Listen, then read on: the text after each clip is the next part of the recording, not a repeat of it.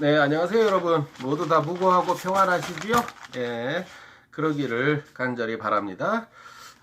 또, 오늘은 제가 여러분 앞에 한 말씀 올리고자 하는 게, 한번 북한의 군사력을 한번 좀 알아보고 싶은데, 문제는 이제, 제일 우리 대한민국에서 두려워하고 있는, 그들이 갖고 있는 장사정포가 있잖아요. 한번 그거를 한번 제가 알아보고 싶어요. 그래서, 장사정포의 우선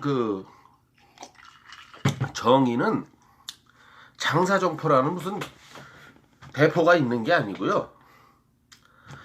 북괴군 육군이 보유한 장거리 사격용 화포류를 모두 통칭한 말이에요. 뭐 다연장 로켓포, 자주포 뭐 이런 걸 말하는 거, 이걸 통칭하는 말이죠. 거기에 뭐 M1985 방사포, M1991 다연장 로켓포 뭐 이런 게 있죠. 이제 세분에서 들어가면은, 그리고 이제 그게 이제 러시아의 카추사 로켓이 있는데 그거를 개량한 거라 그래요. 이제 장사정포라고 이런 거 저런 게 있는 게. 그리고 이제 서울을 목표로 해서 전방 지역, 그러니까 북괴군 전방 지역에 있는 포가 한 350여 문이 서울 경기를 사정거리에 두고, 또 서울을 목표로, 아무래도 이제 서울을 타격을 줘야 되는 게 걔네들의 큰 목표일 테니까. 그리고 뭐 거기에 170mm 자주포가 있는데, 뭐 유효 사거리 24km, 최대 336km까지, 유효 사거리는 24km까지고요. 뭐 여기서 이렇게 포신을 쭉 늘린다 그러죠. 이렇게 이제 그렇게 연장탄을 사용할 시에는 뭐 서울과 김포, 인천까지도 사정권에 들 수 있다.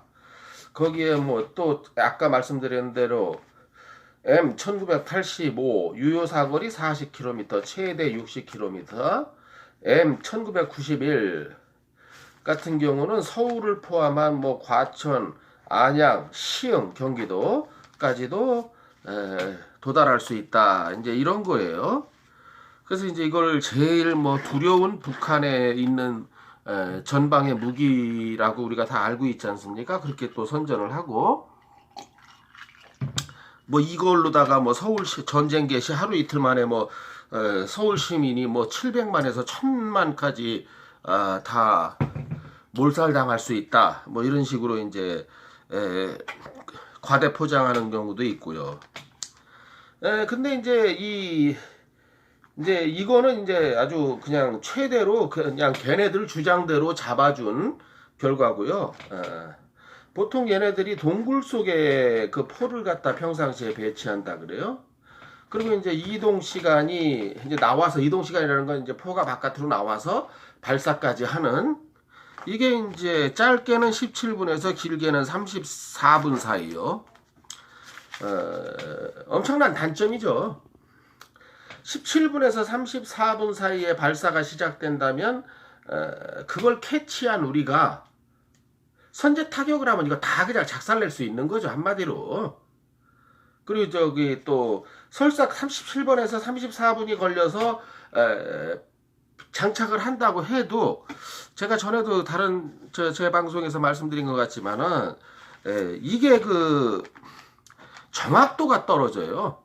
정확도가 말하자면, 제가 뭐 포병 출신이 아니라서 잘은 모르겠지만, 이 포라는 게 정확한 좌표를 가지고 때려야 목적지에 가는데, 뭐 그랬잖아요. 동경 몇 도, 북위 몇 도. 그래서 정확한 좌표를 찍어야 되는데, 이게 하도 오래전이라 한 발 넣고 한 발 쏘는 방식이에요.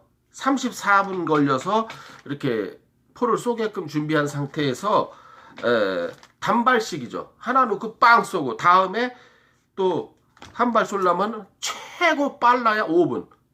그러니까 아무리 빨리 움직여도 한 발당 5분씩 걸린다는 거죠.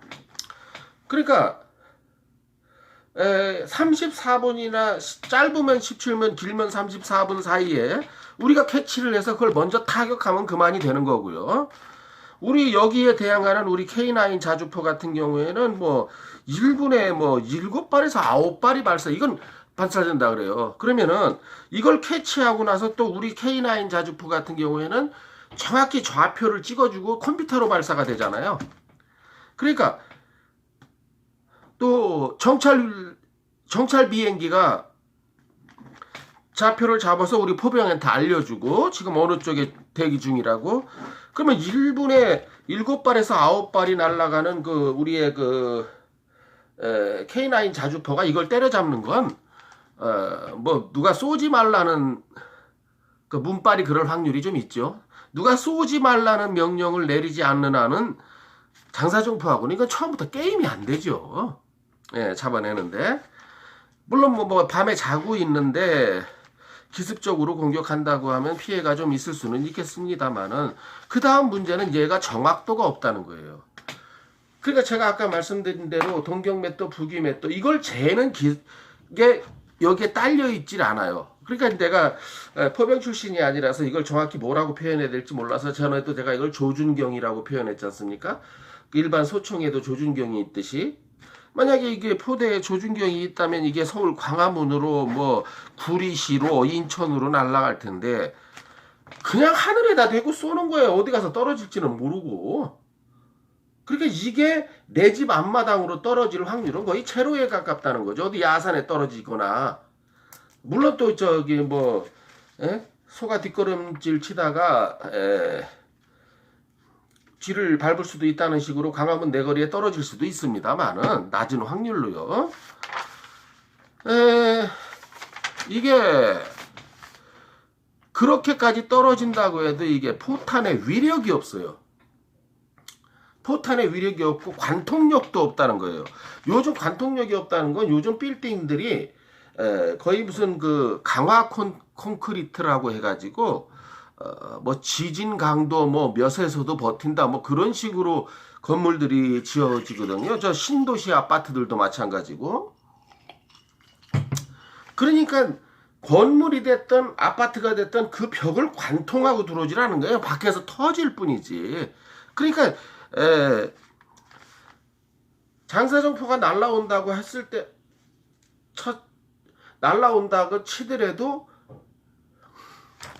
집안에서 북쪽에서 날라오니까 만약에 아들 방이 북쪽이고 안방이 남쪽이라면 전부 전 가족이 안방에만 가서 몰려 있어도 안전하다는 거예요. 그걸 뚫고 들어올 관통력이 없으니까. 특히 또 대한민국은 남향을 선호하기 때문에 전부 아파트들이 남향으로 돼 있지 않습니까? 또 그렇게 효력이 없는 이유 중에 하나는 이거는 제가 자신 있게 말씀드려요. 제가 그 군대 생활을 할 때 그 제가 무기관리라는 직책에서 근무를 했거든요. 대한민국의 무기고는요. 이거 사실 일반인들이 가보기는 힘들어요. 못 가봐요. 참 이렇게 산 한에 들어가고 또 북 전투기가 만약에 봤을 때는 위에서 내려다보니 여기가 논농사지대예요. 반농사지대고 그렇게 위장을 해놨어요. 대한민국도. 그래놓고 이제 산에 그렇게 동굴을 뚫어서 무기고를 해놓고 그 안에 무기들을 넣고 있는데요. 뭐 탄약이나 무기나 수류탄 뭐 이런 거요. 이게 전부 남쪽을 향하고 있어요. 이 문이요. 문이 왜 남쪽을 향하냐면 그 안에 자체적인 통풍 시설도 있습니다만은 남쪽에서 햇빛을 받아서 안에가 건조가 되잖아요. 그리고 남쪽으로 향하고 있는 두 번째 이유는 북한에서 날라온 미사일이 혹시 여기 떨어지더라도 등을 맞게 되잖아요. 등을. 문이 남쪽으로 돼 있으니까. 그러니까 이제 피해가 최소화된다는 거죠. 같은 논리로 북한은 무기고가 문이 북쪽을 향하고 있어요. 그건 뭐냐면은 습기가 찬다는 얘기잖아요. 햇빛이 잘 안 들고. 그리고 어떤 그 기계적인 그 어떤 그 건조 시설이나 그걸 갖춰야 되는데 북한이 지금 그런 능력이 있나요? 이런 데서 꺼내온 장사정포 대포알을 가지고 쏘면은 군사 전문가의 말에 의하면 50% 정도가 불발탄이 된다 그래요. 아예 뭐 발포가 안 되든지 아니면 왔는데도 그냥 그 증거로 지난번 그 김정은이 연평도 도발을 몇 년 전에 하지 않았습니까? 불과 얘네들이 연평도를 향해서 10km 떨어진 데서 장사정포를 쐈다 그래요. 사실 포병의 입장에서는 10km는 먼 거리가 아니에요. 그리고 연평도가 무슨 동대문 운동장만한 게 아니거든요. 그래도 꽤 큰 목표물이에요. 북한에서 봤을 때. 여기로 총 200발을 쐈답니다. 북한에서.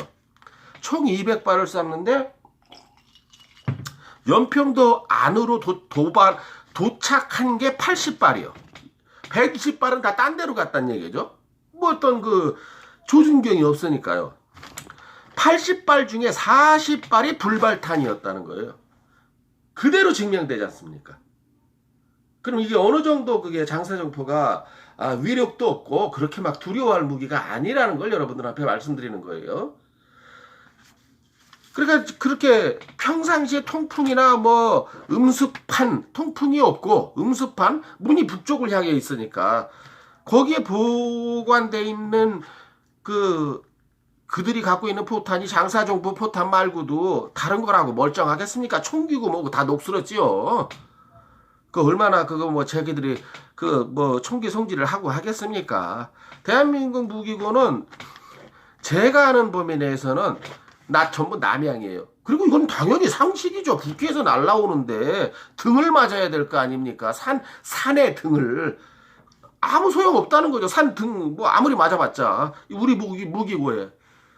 같은 원리로 북한이 북창을 향했을 때 그들은 무기가 썩는다는 거죠. 예, 이런 거.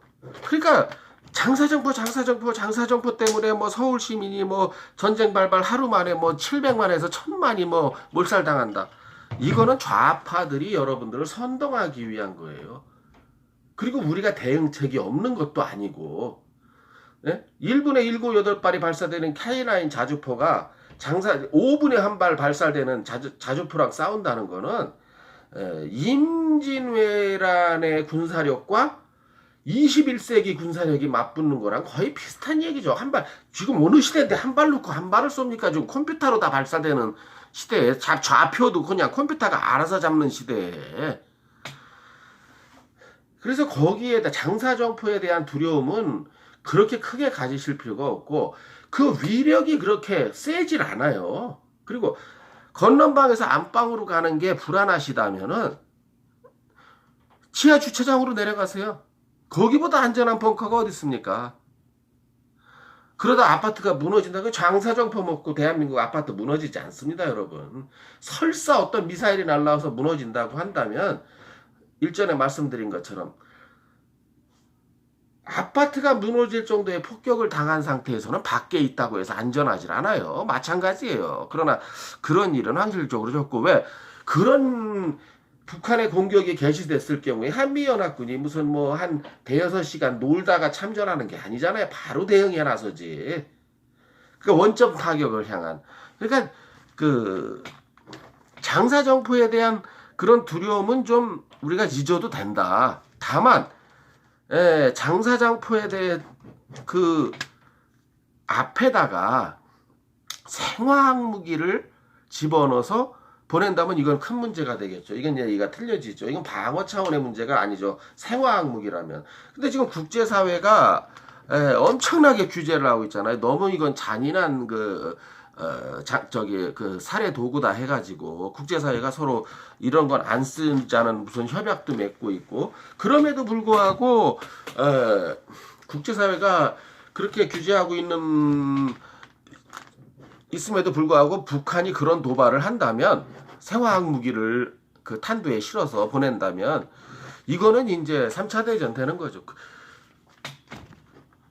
국제사회가 가만히 안 있죠. 이 무기를 서로 안 쓰기로 했는데 이걸 썼다면 그러면 전 국제사회를 북한은 적으로 만드는 거예요. 이제 북한 정권 진짜 끝나는 거죠. 그거 한 발 쏘고서. 예. 글쎄 그런 선택까지 가련하는지. 그리고 또 한 가지는 바로 그런 거에 대비해서 제가 말씀드리는 건데 국제사회의 개입으로 그거는 이제 금방 진압이 되겠지만은 그런 것까지 대비해서 전 국민에게 지금 대한민국 정부는 방독면 같은 건 전 국민 1인당 1개씩은 지급을 해야 된다는 거죠. 만약에 전쟁 발발 시 생화학 무기가 날라올지도 모르니까 모두 방독면을 착용하라는 그런 안내 방송을, 민방위 방송을 통해서요. 전 국민에게 방독면을 하나씩 주는 게 얼마나 듭니까, 돈이? 뭐 꽤 들겠지요, 전 국민이니까. 그러나 문빨 개새끼가 그 북한에다가 철도를 놔주겠다, 고속도로를 놔주겠다 하는 비용을 가지고 전 국민에게 방독면을 나눠준다면 이 방독면 비용은 철도를 놔준다는 비용의 3배의 피해요. 그러니까 이걸 돈이 없어서 못한다 하는 거는 그 문빨 정부의 그 말도 안 되는 핑계지요. 어떻게 보면 어버이 수령님을 도와드려야 된다는, 우리가 좀 죽어야 된다는, 수령님의 승리를 위해서는 또 이렇게까지 해석할 수 있는 문제지요. 그래서 오늘은 제가 그 장사정포에 대해서 한번 여러분들과 같이 알아봤는데, 그렇게 우리가 두려워할 정도의 무기는 아니고 방어 체계는 이미 가지고 있다. 다만 대한민국의 국군 통수권자가 빨갱이라는 게 좀 걱정이 되는데, 그래도 또 불행 중 다행인 거는 전쟁이 발발 시에는 뭐 예를 들면 문빨이 군 통수권자니까 북한이 선제 공격을 해와도 문빨이 군 통수권자로서 우리 군한테 아무 저항도 하지 말아라, 이런 명령을 내릴 수는 있어요. 북한을 도와주기 위해서. 그러나 다행인 것은 아직까지는 전쟁 발발 시에 한미연합 총사령관이 미국이에요. 그러면 미국 사령관이 야, 그 문빨이 뭐라고 했던 개소리고, 자, 반격 시작 한국군 하면은 되는 거예요. 그래서 좀 다행이긴 합니다. 그래서 내가 작전 통수권을 한국으로 가져오는 것도 어찌 보면 중요한 문제이기도 하지만은, 한편으로는 미국에 있는 것이, 이런 좌빨 대통령이 있을 때는 미국에 있는 것이 더 대한민국 국민을 위한 안전한 길이 아닌가, 이런 생각도 해봅니다. 그리고 일전에 제가 한번 만약에 전쟁 발발 시 행동 요령이라든가 이런 거는 다른 영상에 올려놨는데, 한번 찾아보시고요. 북폭으로 끝장내자라는 1, 2, 3 시리즈 3탄으로 된 게 있어요. 한번 봐주시기 바랍니다. 거기에 이제 행동 요령은 제가 좀 해놨어요. 같은 말을 반복하기 싫어서, 또 들으신 분들은 지루하실 테니까, 안 들으신 분, 못 들어보신 분들은 한번 북폭으로 끝장내자를 한번 제 영상에서 클릭해 보시기 바랍니다. 그래서 이렇게 너무 그렇게 북을 과대평가하고 겁을 먹을 필요는 없다. 그리고 방독면 정도 하나는 정부가 전 국민들에게 나눠줘야 된다. 북한에다 철도 놔줄 돈으로 철도 놓지 말고 대한민국 국민의 안녕을 위해서. 안 그렇습니까, 여러분? 어느 쪽으로 돈을 써야 됩니까? 국민의 세금을. 그래서 제가 이렇게 이제 또 장사정포를 그렇게 해서 이렇게 하나씩 제가 이렇게 좀 공부를 여러분과 같이 해가면서 오늘은 장사정포를 알아봤고요. 다음에는 이제 그 다른 군사력 있죠, 북한에. 한번 그런 걸 좀 연구해서 또 올리는 시간을 가져보도록 하겠습니다. 예. 들어주시고 보아주셔서 감사하고요. 오늘도 그렇게 힘들지 않으시다면 구독과 좋아요 꾹꾹 꽉꽉 눌러주시면 감사하겠습니다. 다음번에 다른 소재로 또 여러분을 찾아뵐 것을 약속드리면서 오늘은 이만 줄이겠습니다. 감사합니다. 안녕히 계세요.